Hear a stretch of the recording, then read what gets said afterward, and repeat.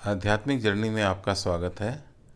आज सुनिए कैसे श्री श्री परमहंस योगानंद जी बता रहे हैं कि भगवान किसी गूढ़ तत्व के माध्यम से नहीं अपितु ज्ञान प्रकाशित महात्माओं के माध्यम से ही सिखाते हैं। जब आप जीवन की घाटी में अंधे बनकर उस अंधकार में ठोकर खाते लड़खड़ाते चलते रहते हैं, तब आपको किसी ऐसे मनुष्य की आवश्यकता होती है जिसकी आंखें हों, जो देख सकता हो। आपको गुरु की आवश्यकता होती है। इस जगत में जो दलदल बन गई है उससे बाहर निकलने का एक ही रास्ता है, और वह है किसी ज्ञान प्रकाशित गुरु के पीछे चलना। मुझे जब तक मेरे गुरु नहीं मिले तब तक मुझे कभी सुख शांति नहीं मिली। वह गुरु जो मेरी आत्मोन्नति में रुचि रखते थे और जिनके पास मेरा मार्गदर्शन करने के लिए ज्ञान प्रकाश था। अपने हृदय में भगवान के लिए निरंतर रोते रहिए। जब आप प्रभु को विश्वास दिला देंगे कि आप उनके लिए तड़प रहे हैं, तो उन्हें कैसे पाया जा सकता है, यह सिखाने के लिए वे आपके गुरु को आपके पास भेज देंगे।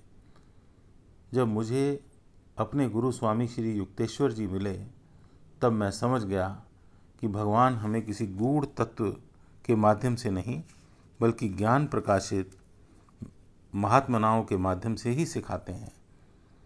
भगवान अदृश्य हैं, परंतु वे उनके साथ जो सदा तन्मय रहते हैं उनकी बुद्धि और आत्मिक अनुभूति के माध्यम से प्रकट होते हैं। किसी के जीवन में अनेक शिक्षक हो सकते हैं, परंतु गुरु केवल एक ही होता है। गुरु शिष्य संबंध में एक दिव्य नियम की पूर्ति हो जाती है, जैसे कि जीसस के जीवन में भी प्रदर्शित किया गया जब उन्होंने जॉन द बैप्टिस्ट को अपने गुरु के रूप में स्वीकार किया। जिसने ईश्वर को पा लिया हो और उसे ईश्वर ने लोगों को अपने पास वापस लाने के लिए मार्गदर्शन करने की आज्ञा दी हो, मात्र वही गुरु होता है। केवल अपने से ही सोच कर के गुरु नहीं बन सकता।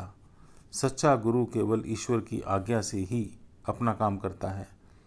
यह जीसस ने तब प्रदर्शित कर दिया जब उन्होंने कहा, जब तक वह परमपिता जिन्होंने मुझे भेजा है किसी को मेरे पास नहीं लाते, तब तक कोई मेरे पास नहीं आ सकता।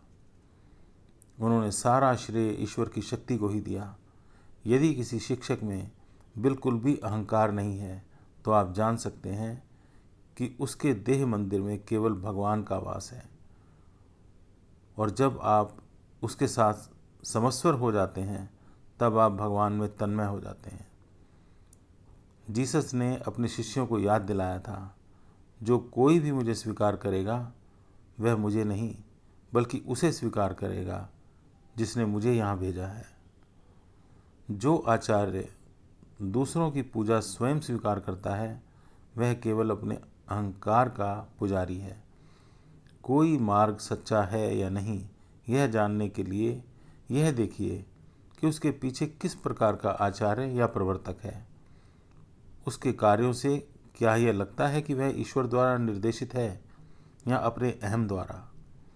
जो मार्गदर्शक स्वयं ईश्वर साक्षात्कारी ना हो, वह आपको कभी भगवान तक नहीं पहुंचा सकता, चाहे उसका अनुयायी वर्ग कितना ही बड़ा क्यों ना हो।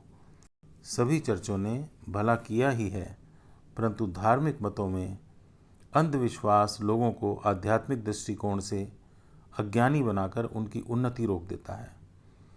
अनेक बार मैंने विशाल समुदायों को ईश्वर के भजन गाते देखा है, परंतु ईश्वर उनकी चेतना से उतने ही दूर थे जितने दूर तारे हैं। केवल चर्च जाकर कोई मोक्ष प्राप्त नहीं कर सकता।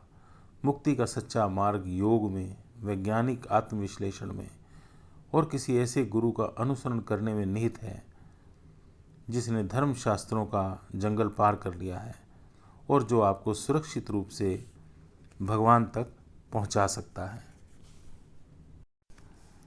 केवल एक यांत्रिक संगठन बनाने से कुछ नहीं होता। ईश्वर रूपी मधु से भरा छत्ता बनना चाहिए जिसमें सभी उसका रसपान कर सकें। किसी पादरी को केवल अपने चर्च की सीटें भरने के लिए बड़े समुदायों को आकर्षित करने का प्रयास नहीं करना चाहिए। ईश्वर को पाना ही अंतिम लक्ष्य है और सिर्फ उसी लक्ष्य की ओर ध्यान देकर कार्य करना चाहिए।